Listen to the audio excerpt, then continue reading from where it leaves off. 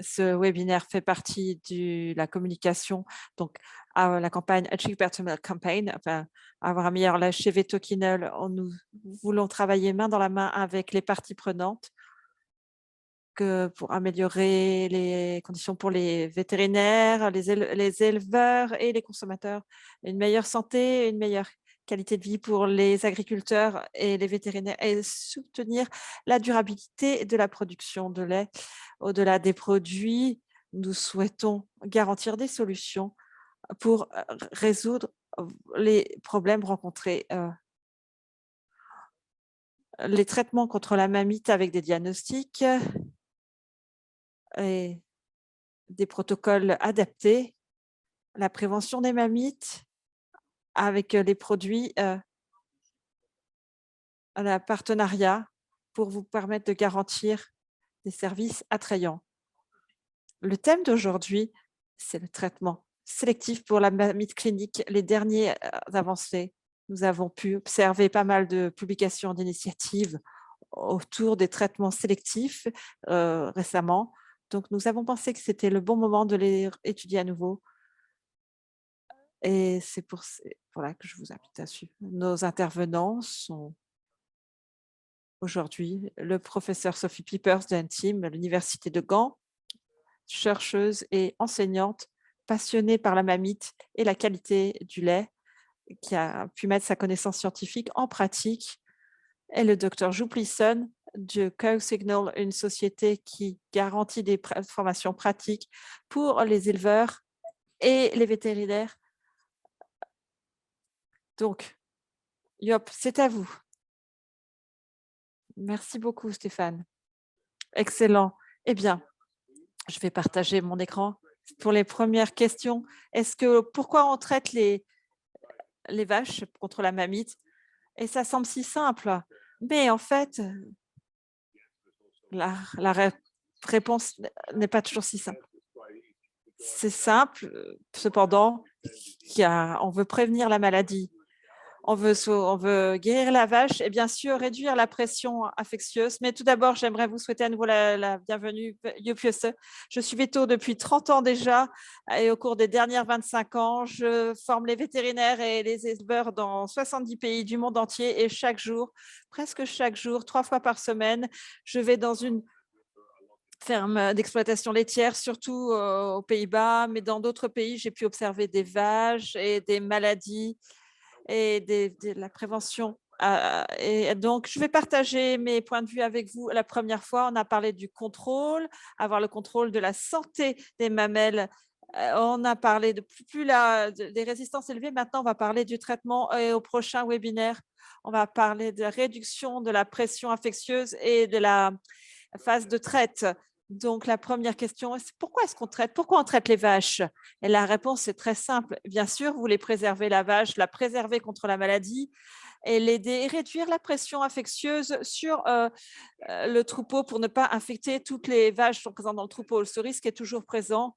C'est très important de bien repérer la maladie très vite. Si vous travaillez avec les éleveurs, comment pouvez-vous les aider à bien détecter la mamite très tôt? Eh bien, des choses très simples qu'il faut faire, que ce soit au niveau de la salle de traite ou en essuyant les mamelles. Si vous n'essuyez pas, c'est plus difficile de détecter la mamite suffisamment tôt. Donc, il faut nettoyer et vérifier le lait que vous récupérez dans une tasse, dans un bol. Et ensuite,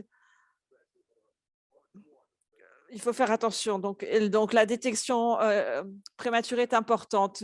Donc, aussi les traitements directs et la résistance générale de la vache. Si elle devient impatiente, si elle est malade, il faut la soigner et bien sûr garantir son confort. Et bien sûr, il faut bien identifier les différents cas. On ne peut pas toutes les soigner et certaines vont devoir être réformées malheureusement. Ce n'est pas une bonne nouvelle pour la vache ni pour l'éleveur, mais c'est malheureusement la réalité. Si vous regardez la patiente, et c'est la première chose à vérifier, si elle a mal au niveau des mamelles et des trayons. Et ensuite, il faut se pencher sur ce qu'il y a à l'intérieur. Donc, il y a un test très rapide pour voir s'il y a une numération cellulaire très élevée avec ce système ce tipote que l'on utilise. Donc, vous utilisez du fluide, 50% d'échantillons de lait et vous voyez, grâce à la coloration, si c'est contaminé. Donc, ça forme comme vraiment une petite épaisseur à la surface. Donc, ça, c'est une mauvaise nouvelle. Ça signifie que le trayon que vous venez de vérifier doit être traité contre la mamite.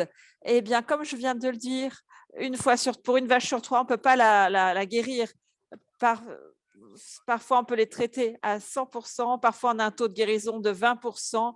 Ça dépend de la nature de la maladie et de la numération cellulaire et des circonstances générales et la résistance de la vache par rapport à la maladie. Comment améliorer les choses? Eh bien, à travers le protocole tout d'abord. Toujours avoir un bon protocole établi. On l'établit avec le vétérinaire. Donc, garantir un bon protocole pour mieux traiter la mamite. Et quels échantillons sont nécessaires et quels sont les bons traitements? Quel est votre traitement de première ligne? Et toujours utiliser toutes les informations et des anti-inflammatoires et aussi voir s'il y a une fièvre. Aussi, bien sûr, la stabule est très importante pour le patient, s'assurer qu'elles sont dans un lieu confortable, donc leur donner vraiment la meilleure stabule possible avec le plus grand confort.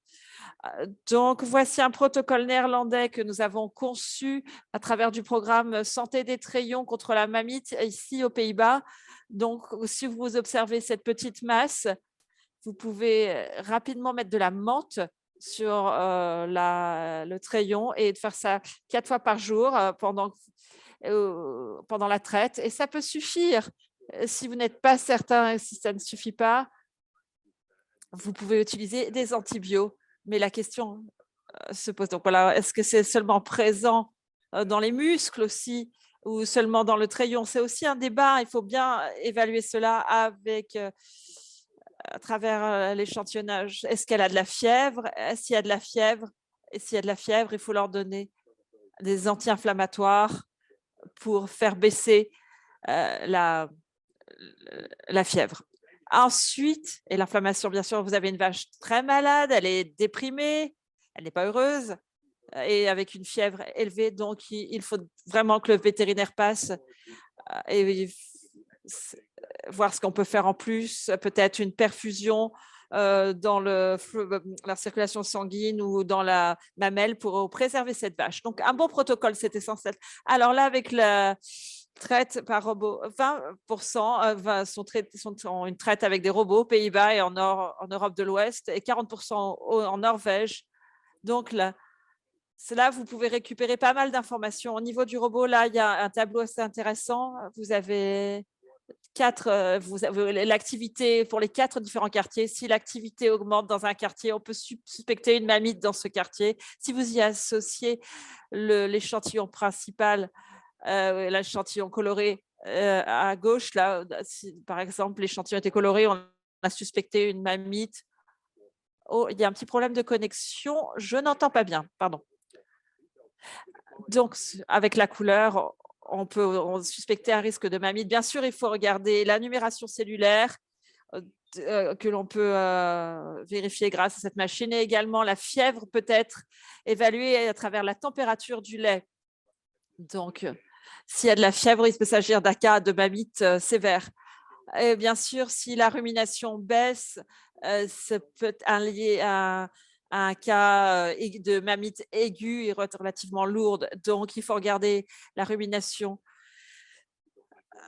Donc, mais ça, ce n'est pas le robot, bien sûr, qui va vous le dire. Il suffit d'observer. Le lait peut être séparé, mis de côté. Bien sûr, séparer cette vache des autres dès que vous l'avez repérée après la traite. Si la traite ne marche pas, il faut tout de suite la séparer, la mettre dans une stabule à part juste après la traite. Et dès que vous pouvez, vous essayez de voir un peu ce qui se passe sur cette vache. Vous allez l'observer et l'examiner. Donc, dès que vous pouvez, vous l'isolez. Et donc, du coup, il vous faut une bonne pièce pour les traitements avec un homme, une vache qui peut être traitée et prête à être pour le traitement en 1 minute.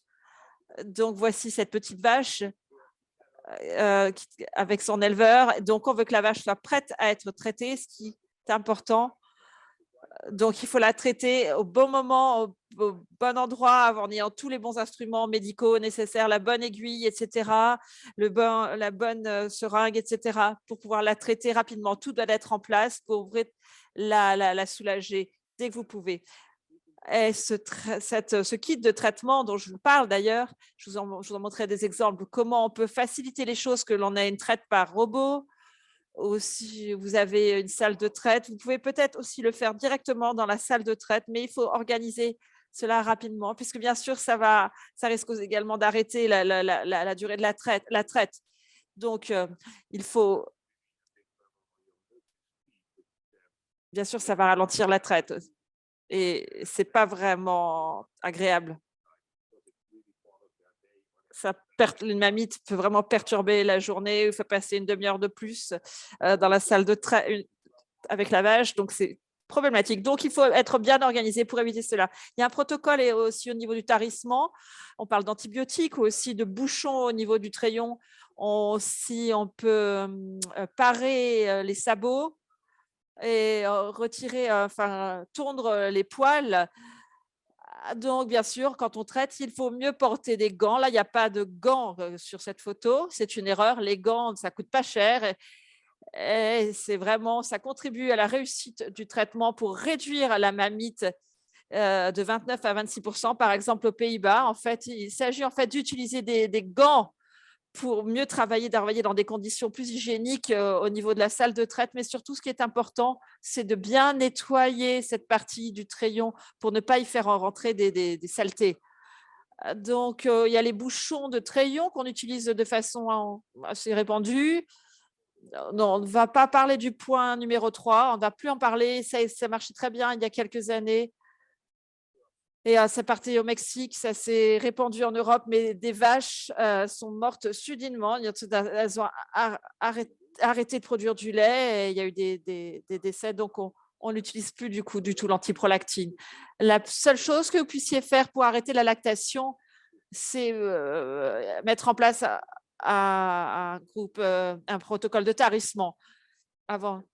Je vais vous expliquer après. Ça peut prendre à peu près 5 jours, c'est-à-dire réduire la production de lait en dessous de 12 litres. Bien sûr, aucun antibiotique n'est autorisé aux Pays-Bas. C'est assez intéressant. C'est quelque part illégal, hein. C'est illégal d'ailleurs, selon la loi, de l'utiliser sur une vache saine, d'utiliser les antibiotiques sur une vache saine. Et la recherche a montré que les vaches en première lactation sont toujours saines si au cours des 3 si elles ont été contrôlées 3 fois au cours des 3 derniers mois avant le tarissement et si la numération cellulaire est en dessous de 50 000, ça signifie qu'elle est en bonne santé. Du coup, elle ne peut pas bénéficier d'un traitement antibio. Donc, normalement, on lui met un bouchon au niveau du treillon ou si vous avez une très bonne stabule, vous pouvez ne rien faire.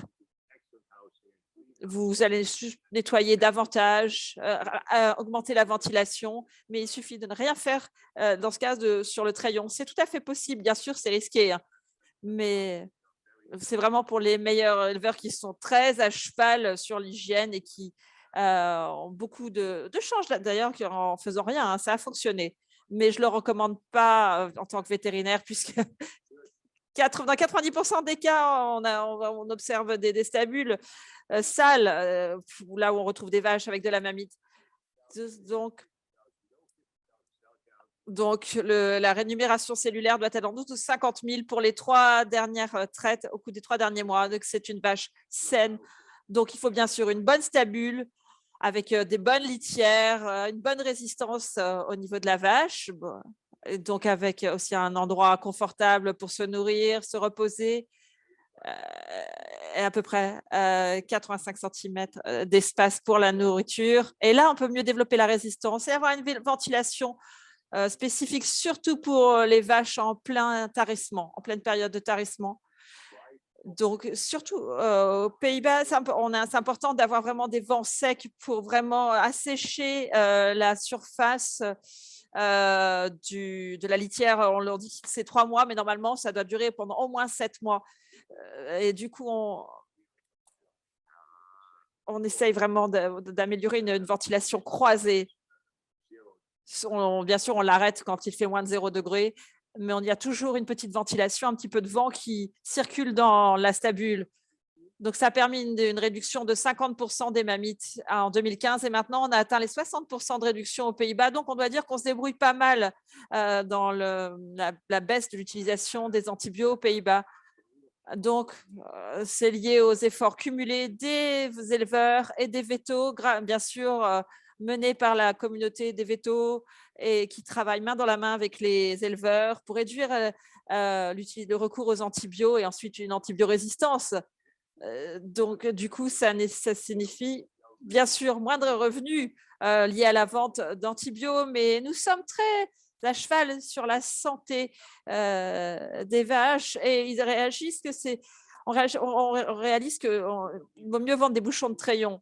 Et donc, voilà, et on n'a pas besoin des antibiotiques. Donc, il y a toujours 50 à 40% du troupeau qui présente une numération cellulaire élevée. Donc, on va parler maintenant du groupe de vaches taries. Donc, c'était un petit peu difficile puisque ça signifie un travail supplémentaire pour l'éleveur. Mais c'est un peu psychologique. Si vous voulez en savoir davantage à ce sujet, pour vraiment mieux travailler, mieux motiver l'éleveur en tant que vétérinaire, eh bien, il faut le dire à l'éleveur qu'il doit avoir une salle dédiée aux vaches taries. Je ne pense pas que tous le fassent. Je pense que 30% d'entre eux ont une pièce pour le tarissement. Sophie, à ton avis, en Belgique, combien d'éleveurs ont des salles spécifiques pour le tarissement? Je sais qu'on a fait un roadshow aux Pays-Bas en 2015 quand on a lancé cette mesure.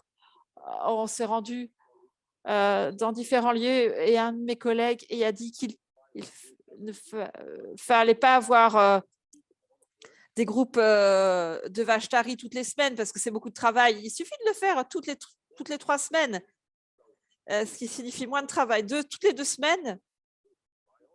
Donc, on se dit que la 3e semaine, c'est la semaine de tarissement. 6 vaches qui vont être séparées des autres, loin de la laiterie. Et vous avez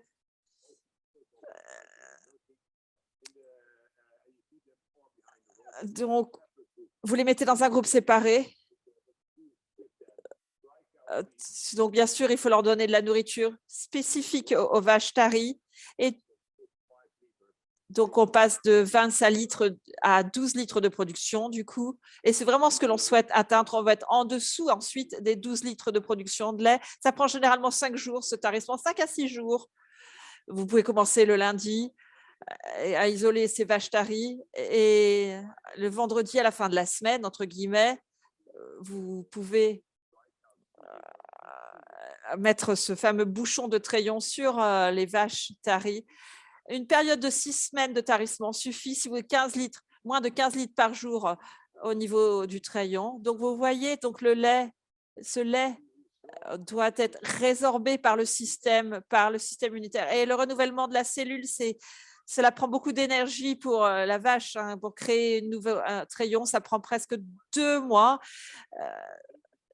Donc, il leur faut à peu près 8 semaines de tarissement, parce qu'il leur faut 2 semaines de plus pour se remettre et résorber tout ce lait. Donc, je dirais 8 semaines, 2 semaines supplémentaires. Donc, cela représente du travail supplémentaire pour l'éleveur. Ce n'est pas simple, je sais, mais tous les éleveurs avec lesquels je pratique cela depuis plus d'1 an, je travaille sur 15 exploitations, eh bien, ils font tous cela. Ils ont commencé à le faire, ils n'arrêtent pas parce qu'ils voient vraiment le bénéfice et ça permet vraiment de réduire la mamite. Ils voient que les vaches reprennent vraiment, se remettent beaucoup plus vite pendant le tarissement. Au niveau de la traite avec des robots, et, ça permet de réduire les niveaux de concentré et réduire tout. Généralement, on préfère une traite à 2 fois par semaine, d'autres 1 fois par semaine. Il suffit de sauter une traite, d'en éliminer une. Et ensuite, ça permet d'avoir un intervalle de 24 heures. C'est un peu risqué, mais c'est possible. Donc, voilà, on fait une traite et on arrête complètement. C'est également possible. Bien sûr, leur donner de la nourriture pour vaches taries, beaucoup d'eau. Certains disent, mais non, il ne faut pas faire ça. C'est pas bon. Non, non, il faut vraiment s'assurer qu'elles ont suffisamment de l'eau et bien sûr de la nourriture pour les vaches taries dès le début. Souvent, elles n'ont plus trop d'énergie, il leur manque des protéines.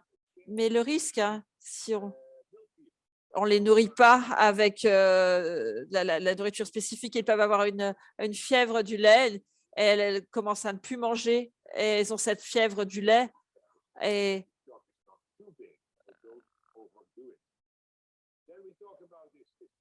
donc, on va parler de cette zone de traitement. Tu vois, on va traiter la vache. Là, on a un système de robot pour la traite. C'est plus commun aujourd'hui. Donc, on a pu concevoir cette stabule. Donc, là, on peut faire tout le travail sur cette infrastructure.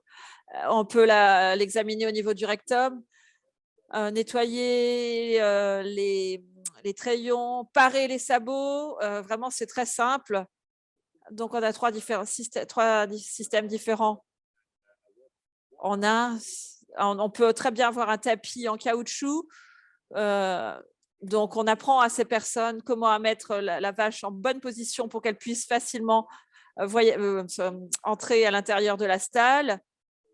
Donc, celle-ci, voilà, vous descendez un petit peu avec les escaliers. Donc, bien sûr, vous portez des gants pour l'hygiène et vous pouvez facilement travailler dans de bonnes conditions d'hygiène sur le crayon. Là, c'est quand même un peu sale, mais j'ai vu des cas. Souvent, généralement, la salle de traite est plus propre, mais voilà, ça, c'est une ferme, pardon, une exploitation. On a des systèmes de traite au robot. Et là, on a un petit pont, en fait, où on peut surélever la vache avec un petit pont hydraulique et on travaille facilement sur elle.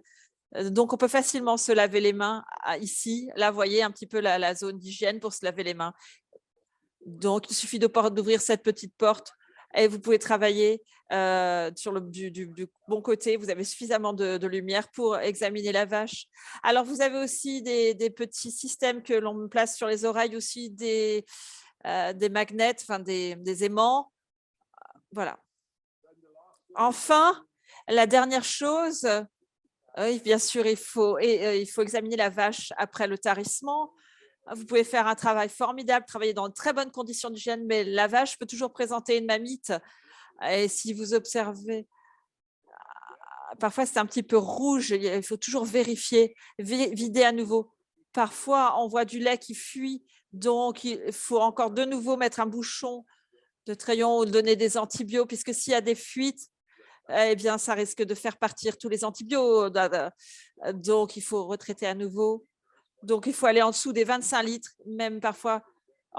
Du coup, il faut revenir à 12 litres au moins. Et du coup, ça permet de réduire le risque de maladie juste après le tarissement.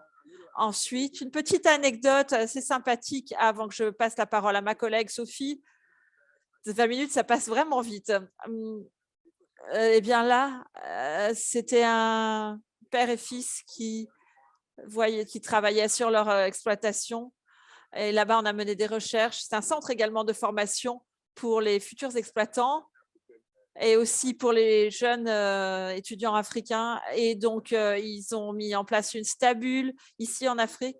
Donc, vous avez la salle de traite ici. Et maintenant, on travaille surtout sur les conditions de stabulation pour les améliorer. Vraiment, là, on a un système, on a vraiment des litières en sable. Donc, l'histoire, Sophie, 100%, un taux de réussite à 100% si on peut prévenir la mamite. Et s'il y a de la mamite, il y a seulement 66% de taux de réussite. Donc, il vaut mieux la prévenir puisque ça vous permet de vous éviter plein d'ennuis, d'économiser de l'argent et de perdre des litres de lait. Donc, on a vraiment une grosse épaisseur de litière en sable. Donc, par contre, elles se font mal au niveau de la hanche parce que c'est pas très confortable.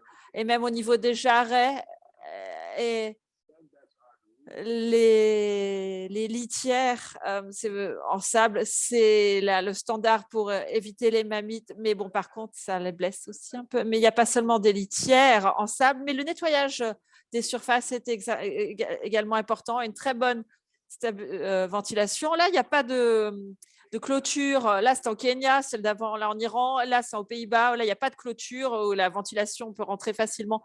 C'est très bonne ventilation. Là, seulement une vache ici a été atteinte de mamite sur 140 vaches avec une traite par robot.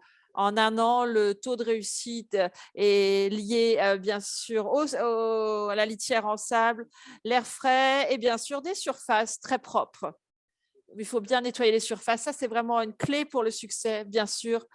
Il faut avoir des stabules de vélage très, très propres. Donc, il faut, bien sûr, la litière est paillée, mais tout ça doit être très propre et il faut une bonne ventilation également. Dernière chose, là, voilà, la vache et donc vient de véler. Donc, on commence à avoir du lait. Donc, 1 heure après, donc on peut le lait va partir. Donc, certains ont peur des fièvres liées au lait. Donc, il faut bien sûr faire sortir tout le colostrum. Et bien sûr, on a besoin du colostrum pour le veau pendant la première demi-heure. Il faut vider complètement la vache, puisque si vous le retirez rapidement, donc la vache va avoir un meilleur appétit. Et bon, bien sûr, il faut que le veau puisse prendre le colostrum. Bien sûr, ça réussit, ça fonctionne très bien. Donc là, il y a un petit veau. Donc, vous voyez, là, il y a du foin à côté. Et ensuite, il prend directement le colostrum. Et le bébé commence à téter. Et là, du coup, on peut réduire le risque de maladie de 50%. Si vraiment vous vous organisez comme sur la diapo, ça permet de prévenir plein de choses, aussi bien une maladie sur le veau et bien sûr la mamite. Donc, on va travailler ensemble. Et Sophie, la parole est à vous. Merci, Yop. Formidable, comme d'habitude.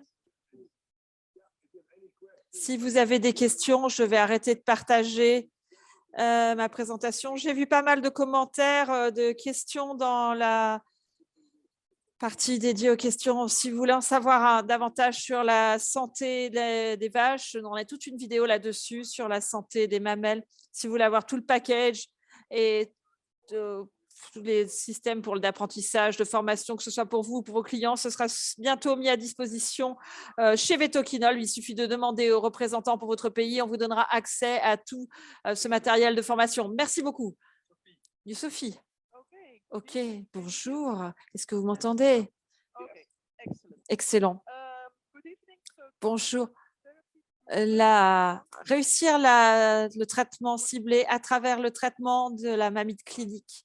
Pourquoi est-ce qu'on traite la mamite clinique? Ensuite, je donnerai des informations sur les thérapies ciblées, à quoi s'attendre, quels sont les avantages et les inconvénients. Ensuite, on verra les choses qu'il faut retenir. Pourquoi on traite la mamite clinique? Quel est l'objectif? Youp l'a déjà expliqué. Il y a plusieurs raisons pour lesquelles on traite la mamite clinique. Je vais vous donner un bref résumé. On veut soigner la vache, donc la faire guérir. Les symptômes cliniques doivent disparaître. Et bien sûr, on va avoir un remède bactériologique, c'est-à-dire que les bactéries sont toutes éliminées, tuées, éliminées du treillon. Et ensuite, il faut soulager la vache contre la douleur. Mais, les cas modérés de mamite clinique peuvent être très douloureux pour une vache. Oh, j'entends moins. Et ça a un impact négatif sur le bien-être animal. Eh bien, comment on peut atteindre cet objectif? Pourquoi est-ce qu'on traite? Bien sûr, on traite ces vaches, mais comment on atteint notre objectif? Oui, tout d'abord, au début, on a parlé des antibiotiques qui étaient obligatoires et nécessaires. C'était toujours la première option. On utilise les antibiotiques pour tuer les bactéries et on veut éliminer la bactérie du treillon.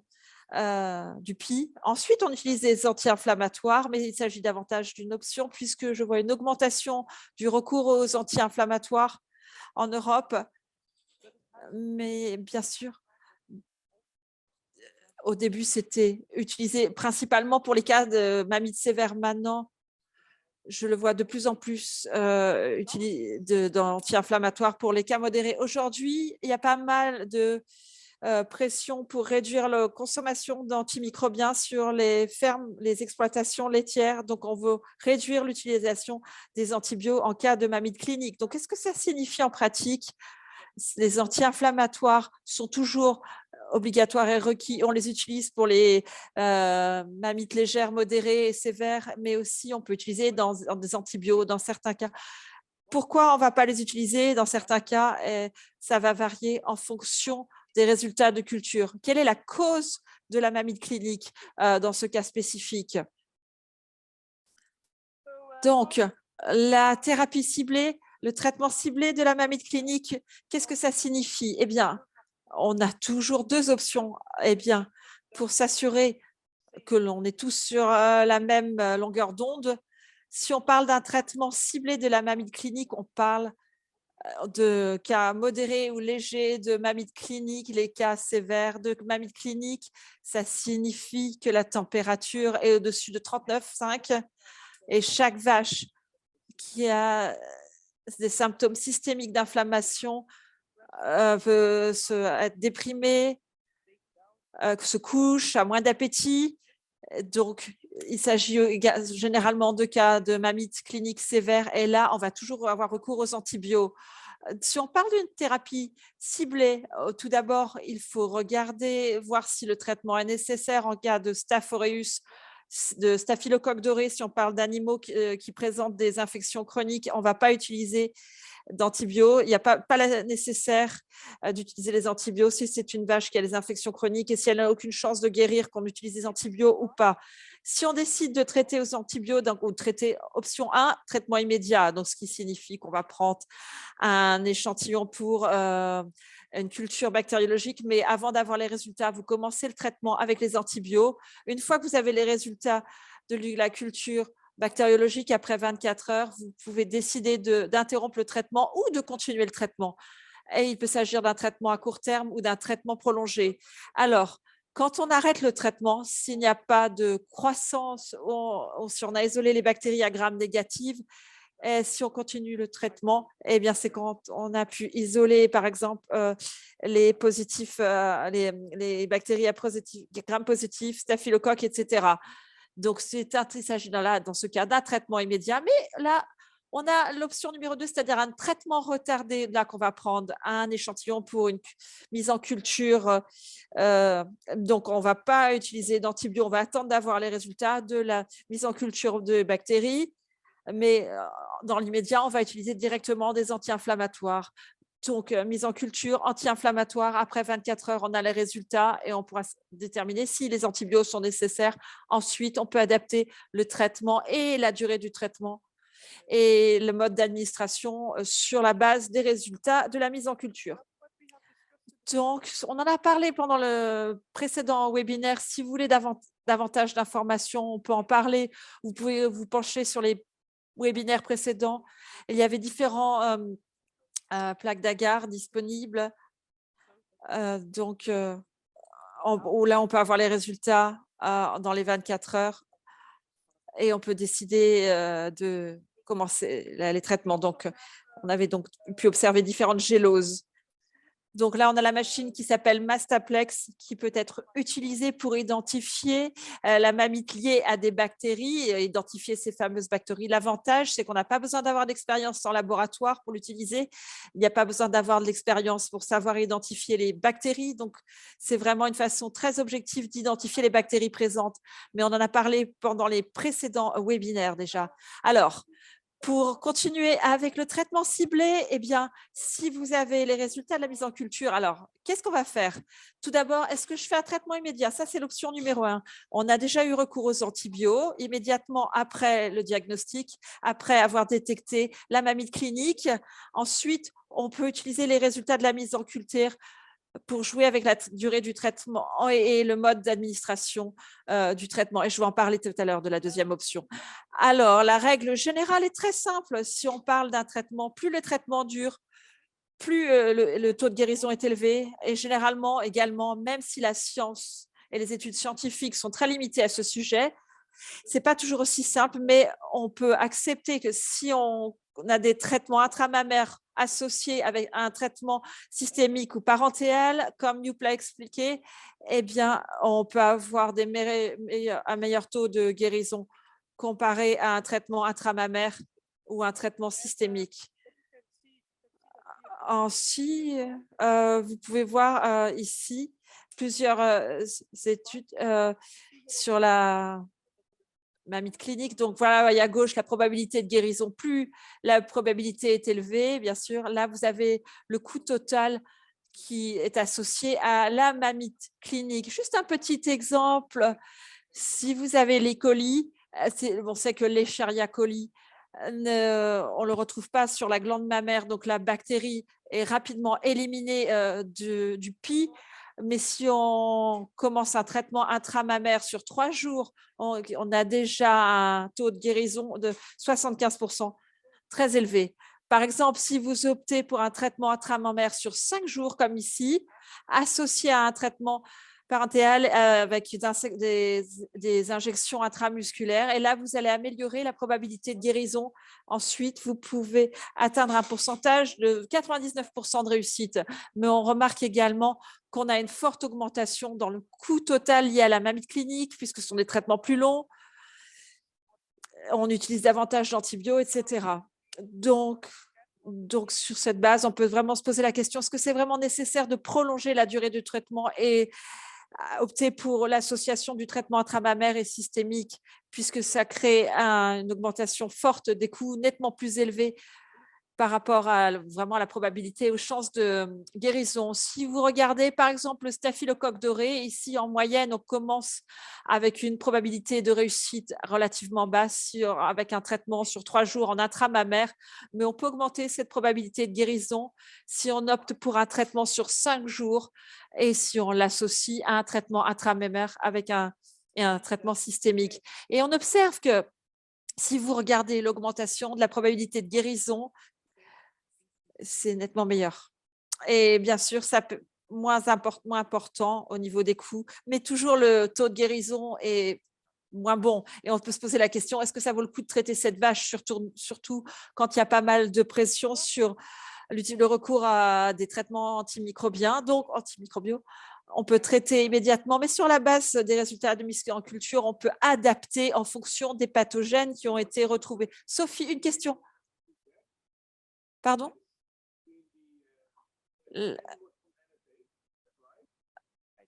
Je peux pas repartir. Ah, il lui demande de repartir en arrière, de regarder, mais elle ne peut pas retourner en arrière sur sa présentation. Ah, si. Si on regarde le IMM5 dans la légende, IMM 3.5, ça signifie ANAZ. 3 jours sur ANAZ, les résultats sont moins bons comparés à 5 jours sans ANAZ.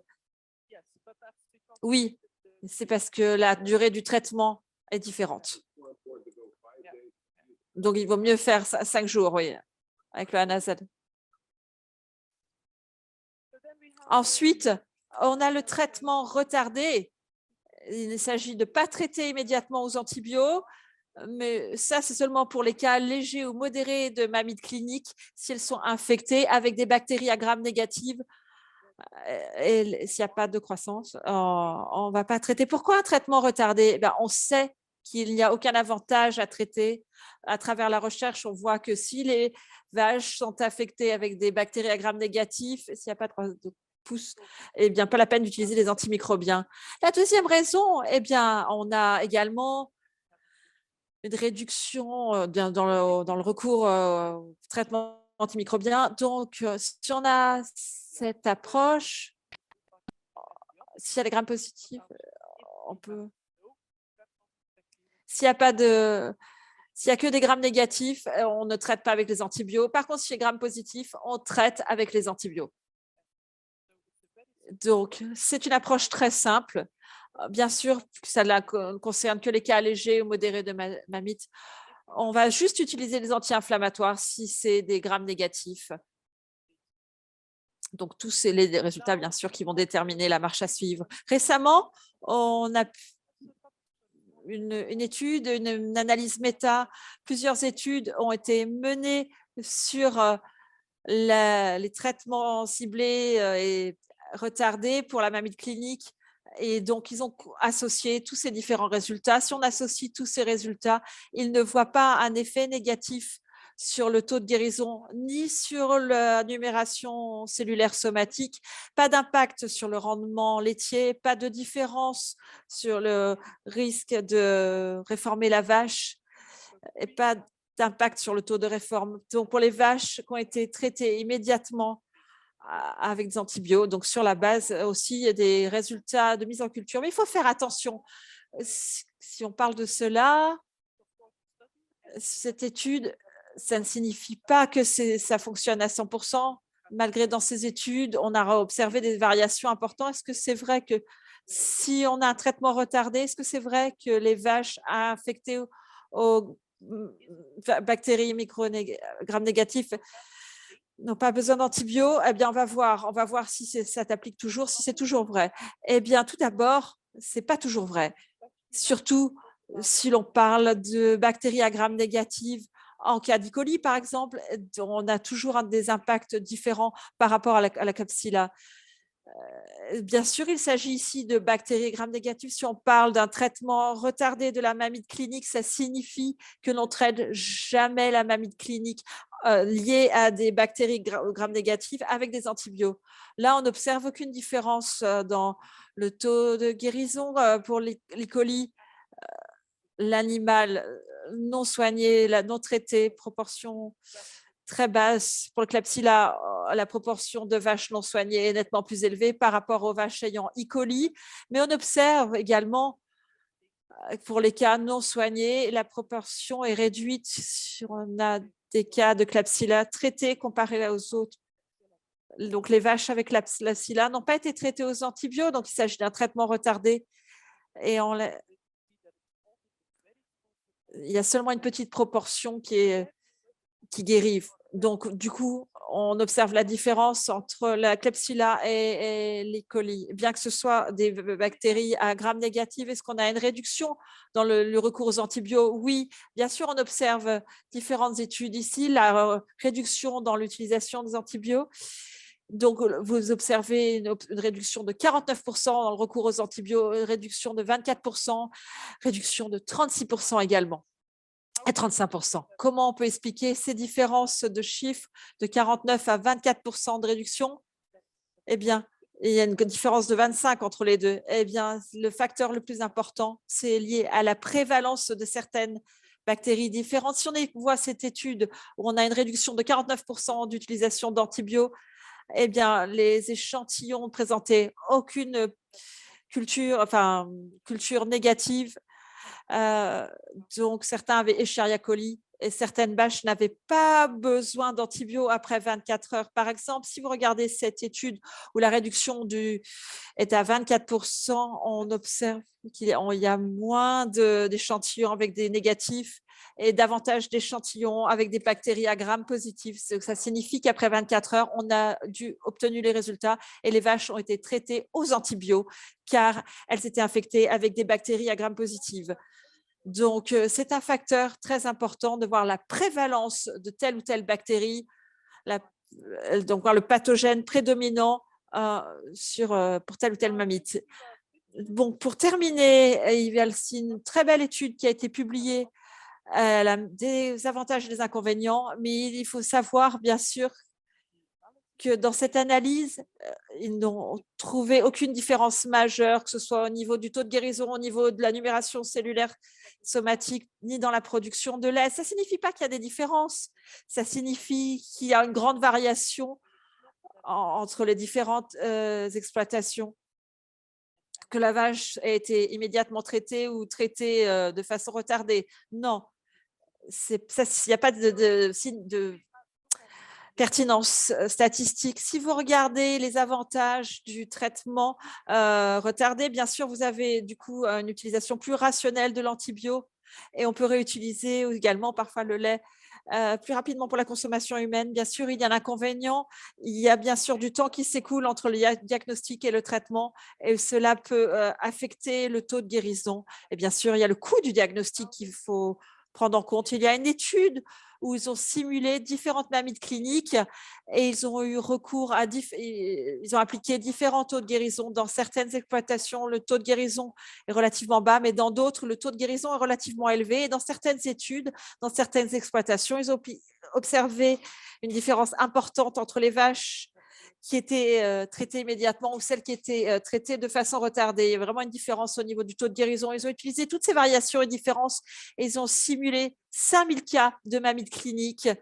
Et si vous lisez cette étude, je ne vais pas la détailler maintenant, si vous la lisez, vous observerez que sur les exploitations avec une forte prévalence de mammites à Gram positif, eh bien, le traitement retardé n'est pas avantageux d'un point de vue du coût. Bien sûr, il y a des différences au niveau du taux de guérison. Vous allez perdre du temps, ça va affecter la guérison et aussi, il faut de l'argent pour diagnostiquer. Il faut investir dans les outils diagnostiques et pour les exploitations qui présentent des difficultés pour faire guérir les vaches, que ce soit lié aux des pathogènes comme le staphylocoque doré et d'autres qui entraînent des infections chroniques qui sont nettement plus difficiles à éliminer du PI.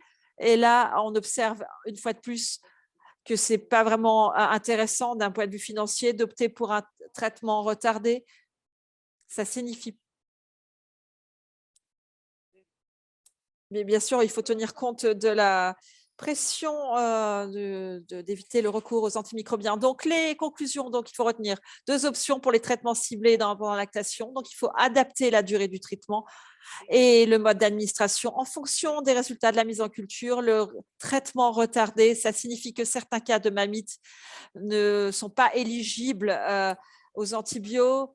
Ils n'ont pas besoin d'en avoir. On peut isoler la bactérie ou parfois la bactérie à Gram négatif peut être isolée. La réduction au recours aux antibiotiques est plus élevée en cas de traitement retardé comparé au traitement administré immédiatement. La meilleure stratégie dépend de la situation spécifique du troupeau et de la prévalence de la bactérie. Est-ce que c'est plutôt des bactéries à Gram négatif ou est-ce qu'on a une exploitation où on a tendance à retrouver une forte prévalence de bactéries à Gram positif? S'il y a une forte prévalence de bactéries à Gram positif, eh bien, après 24 heures, il y a un fort risque que la vache ait besoin d'antibiotiques. Et bien sûr, la réduction sera nettement plus basse. Donc, au niveau financier, ça dépend de ces facteurs, du type de bactéries, bien sûr. 20% de bactéries à Gram positif, et bien là, le traitement retardé, ça ne vaut pas le coup financièrement puisqu'il faut traiter les vaches aux antibiotiques après 24 heures, après avoir eu les résultats. Et parfois, cela peut affecter le taux de guérison à cause du retard entre le diagnostic et le traitement. Et bien sûr, il faut investir dans les outils diagnostiques. Alors, une brève introduction par rapport au traitement sélectif, mais j'aimerais garder un peu de temps pour les questions-réponses pour pouvoir échanger sur le traitement de la mamite. Merci beaucoup pour votre attention. Merci beaucoup, Sophie. C'était une présentation très intéressante. Donc, je propose de passer à la session questions-réponses. Je vais passer, les questions sont en français, moi je vais les traduire. Qui aimerait répondre? Est-ce que on peut faire un tarissement progressif, surtout si le tarissement progressif peut-il être fait pour une PLQ de 15 à 20 litres de lait, surtout si la vache se traite plus vite et plus d'impact sur la BEA? Je pense que s'il y a de la pression, il y a eu des recherches intéressantes qui ont été faites sur la pression sur les vaches tarées. Donc, il y a de la douleur. Il y a une forte pression. Arrêter à 20 litres ou plus, je pense que c'est une erreur. On recommande plutôt aux exploitants que le lait soit en dessous de 15 litres. 15 à 20 litres, on préfère 15 litres. Ça permet d'avoir 15, 20 ou moins même. Et généralement, ça prend 5 jours. Certains le font sur le week-end. Ensuite, il faut généralement attendre 6 jours. Beaucoup démarrent le samedi. S'il y a déjà 10 litres au 3e jour, eh bien voilà, la vache est tarie avec, par exemple, un bouchon de crayon. Parfois, ça prend 6 jours. Il faut qu'il y ait parfois des jours supplémentaires. La plupart des… Comment ça se passe en Belgique, Sophie? Est-ce que vous savez? Combien de groupes de vaches taries? Je peux dire que c'est très limité. Le groupe de vaches taries, c'est très limité. Et il y a un groupe de vaches taries, l'idée d'avoir un groupe séparé avant le tarissement pour réduire la production du lait, ça signifie qu'il faut adapter la fréquence des traites. Ce n'est pas évident. Et bien sûr, ça peut changer s'il y a davantage de pression pour opter pour la thérapie sélective de vaches taries. C'est ce que vous faites aux Pays-Bas? Oui, oui. Oui, oui, pour le bien-être animal également. La santé, et aussi il faut faire attention à l'antibiorésistance. Donc je pense que de réduire la production, voilà, d'aller en dessous des 15 litres, ça vous permet vraiment de faire la différence. La question suivante est en allemand. Je pense que c'est lié à l'association des anti-inflammatoires et au dexaméthasone pour traiter une mamite aiguë. Sophie, tu utilises le dexaméthasone?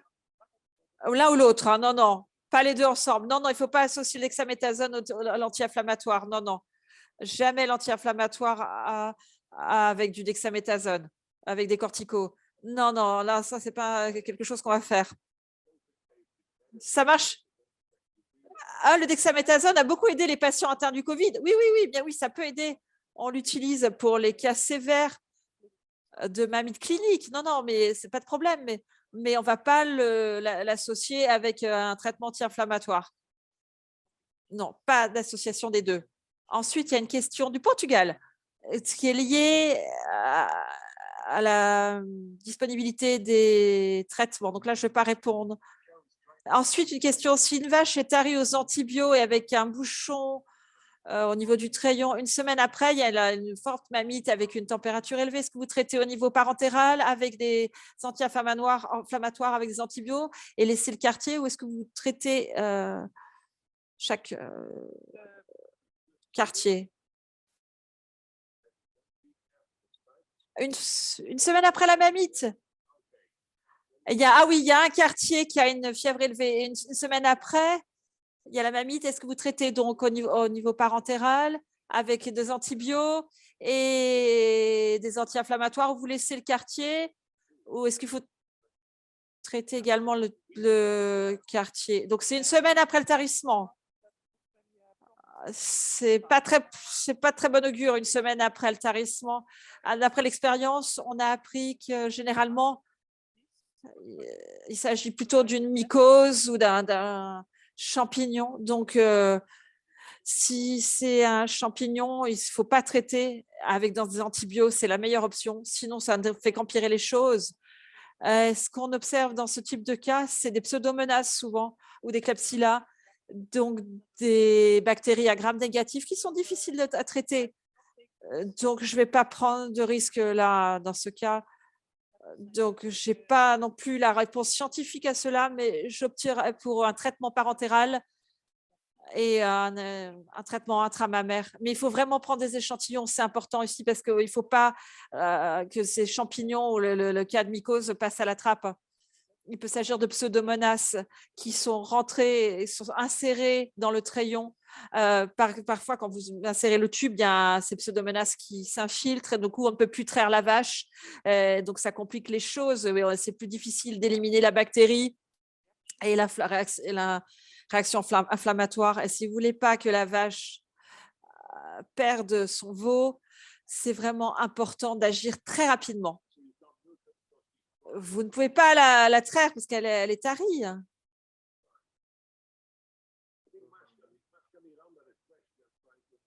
Il y a une autre question, j'essaye de comprendre. Et bien sûr, il faut qu'un vétérinaire prodigue un traitement. Qu'est-ce que je peux faire pour traiter l'animal immédiatement? Si vous n'avez pas de médicaments à disposition, généralement, les exploitants ont un très bon relationnel avec leur véto. Ils ont déjà les antibiotiques sur place dans la pharmacie. Ils les utilisent directement. Sinon, vous pouvez utiliser les anti-inflammatoires ou de la dexaméthasone si vous pouvez les utiliser pour stopper immédiatement l'inflammation. Ensuite, vous attendez 1 ou 2 jours pour que le veto vous donne les antibiotiques. Mais bien sûr, dans l'immédiat, il ne faut pas oublier de prendre un échantillon. Oui. Oui, je pense que c'est une très bonne raison pour vraiment envisager le traitement retardé. Si vous n'avez pas des antibiotiques à portée de main, il suffit juste d'utiliser dans l'immédiat des anti-inflammatoires. Il faut traire la vache. Ensuite, vous avez les résultats de la mise en culture et vous allez déterminer quel type d'antibiotiques vous allez utiliser, s'il faut en utiliser ou pas. Je ne sais pas si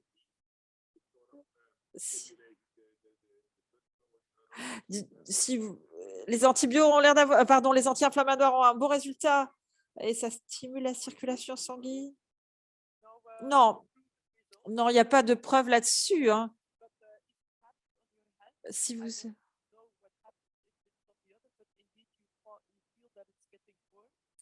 c'est chaud, il faut stimuler la circulation sanguine et donc l'attrait des cellules vers le rayon, mais ça dure qu'une minute. Je n'ai pas compris la question, mais ce n'est pas quelque chose qui fonctionne de toute façon au niveau scientifique. Il y a juste un effet à court terme. Est-ce que vous traitez toujours les mammites liées à l'E. coli par le biais d'un traitement intramammaire? Si c'est un cas grave, sévère, dans les cas sévères, généralement, on n'a aucune preuve pour savoir si les antibiotiques fonctionnent bien, mais je vais le faire, je vais opter pour ce traitement intramammaire car c'est une mammite sévère. Pour les cas modérés, légers, aujourd'hui, on observe que ce n'est pas nécessaire, mais bien sûr, c'est nécessaire pour les cas sévères. Et là, je ne vais pas parler de résistance, je vais juste traiter la vache parce que ce que l'on veut, bien sûr, c'est réduire la sévérité.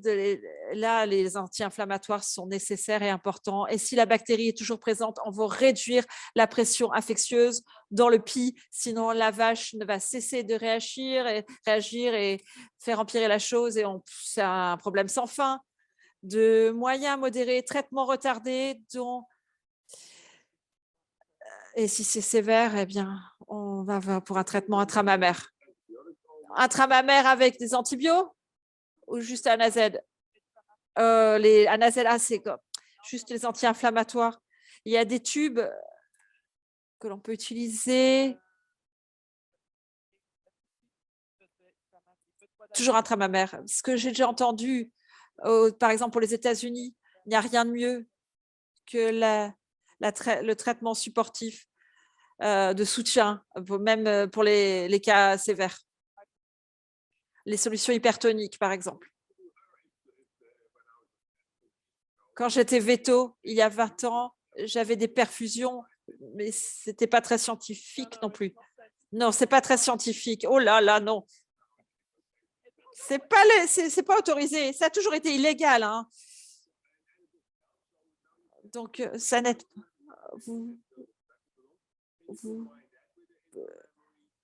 Non, préfazalone et Est-ce que le dexaméthasone peut être donné en intramammaire? Oui, oui. Je ne vais jamais associer des corticos avec des anti-inflammatoires. Jamais. Ça, ce n'est pas possible. La dernière. Quelle catégorie d'antibiotiques atteignent la glande mammaire pour un traitement systémique? Eh bien, il y a les macros. Il peut y avoir des différences dans les pays. Le talousine, c'est la composante la plus commune. Dans d'autres pays, il y a peut-être toujours la spiramycine, mais ce n'est plus le cas pour la Belgique. Il y a la pénétamètre, qui est de la pénicilline, constituée de pénicilline. Ce sont les deux ingrédients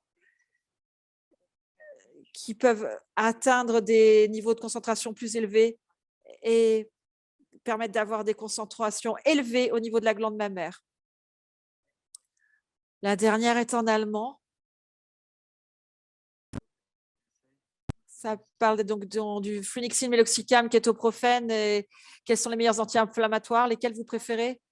Est-ce que vous avez un anti-inflammatoire préféré? Je les utilise tous.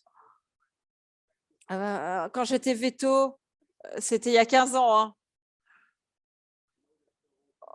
J'utilise toujours ces 3 anti-inflammatoires, beaucoup le meloxicam.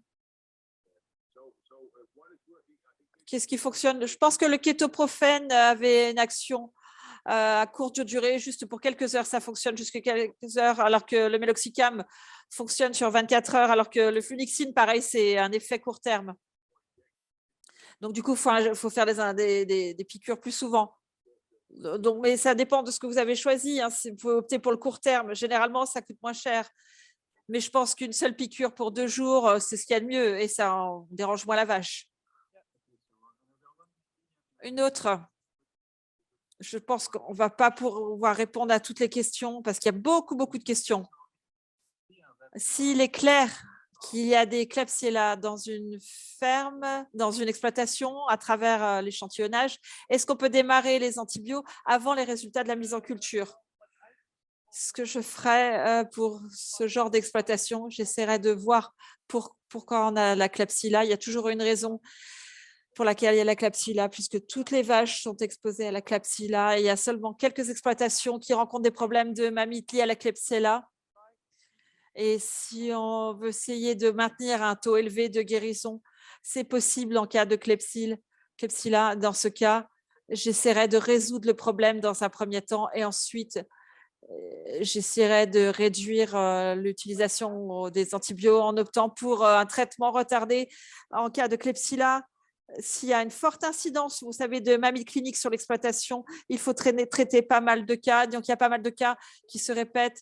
Et ensuite, ce qui se passe, et ils ne vont jamais prendre les bonnes mesures et améliorer leurs mesures d'hygiène. Donc, ils vont avoir davantage de cas qui se répètent avec des rechutes. Donc, à mon avis, la clé, là, c'est la prévention. Mais si vous avez des cas de Klebsiella, bien sûr, c'est difficile d'améliorer le taux de guérison. OK, merci. Merci à tous les deux. Donc, on ne va pas pouvoir répondre à toutes les questions. On va enregistrer ces questions et s'assurer que tout le monde dans chaque pays pourra recevoir la réponse par mail ou un autre moyen de communication. On l'a déjà fait pour des webinaires précédents. Ça fonctionne bien. Merci beaucoup. Merci, Sophie Youp. Merci à tous. Et je remercie tous les participants. Merci. J'espère vous voir à nouveau. Merci. Oui, on vous reverra la prochaine fois. Et restez avec nous puisqu'on aura un webinaire en mai sur les thérapies, les traitements. Je vous remercie tous et je vous souhaite une bonne soirée, une bonne journée en fonction d'où vous vous situez sur la planète. Merci beaucoup. Au revoir. Au revoir. Bye bye. Au revoir. Au revoir. Au revoir. Continuez à bien travailler en Europe. J'espère bientôt vous retrouver pour des formations en live. Bye bye.